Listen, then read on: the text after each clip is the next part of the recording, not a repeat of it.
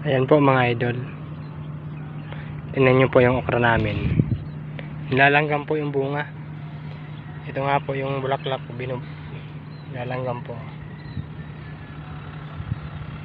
Ayan mga idol.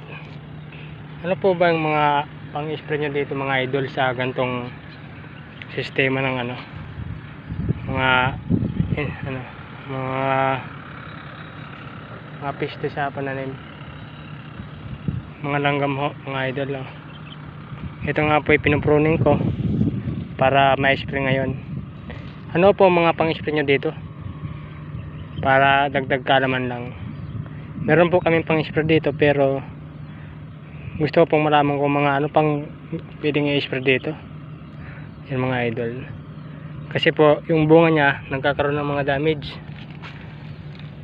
nagiging kulubot dahil sa langgam.